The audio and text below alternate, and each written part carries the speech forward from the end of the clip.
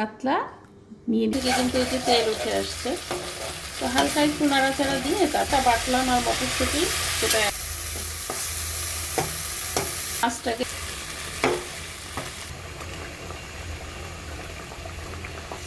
মটর কাতলা।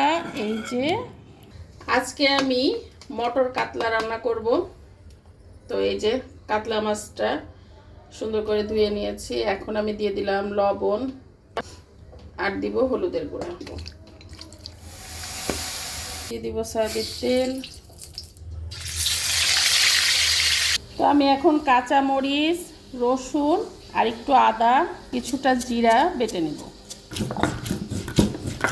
এখন আমি এই যে মটরশুঁটিগুলো কিন্তু বেটে নিব।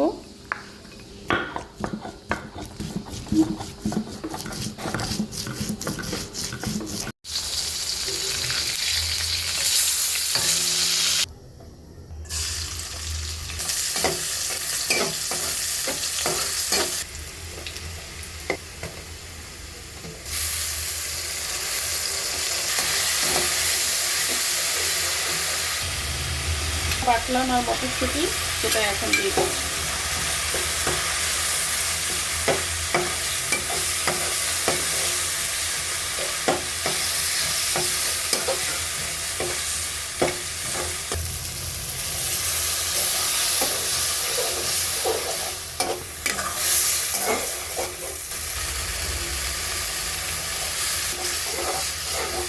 ভালোভাবে মশলাটাকে আমি সময় নিয়ে কষিয়ে নেব। এখন মাছটাকে দিয়ে হালকা একটু কষিয়ে নেব।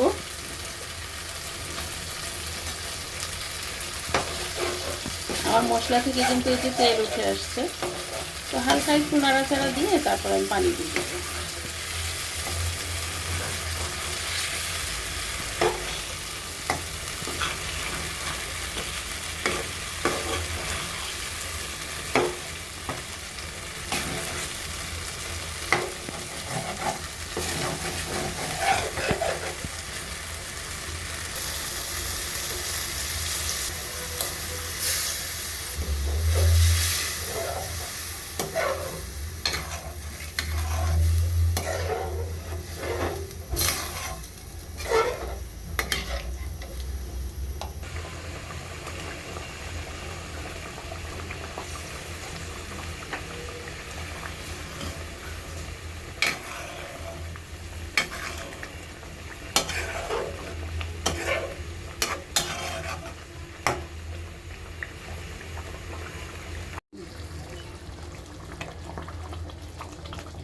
মাছটা ভেঙে যেতে পারে, তো সেই জন্য আমি কিন্তু এভাবে আলতো করে ঘুরিয়ে নিচ্ছি।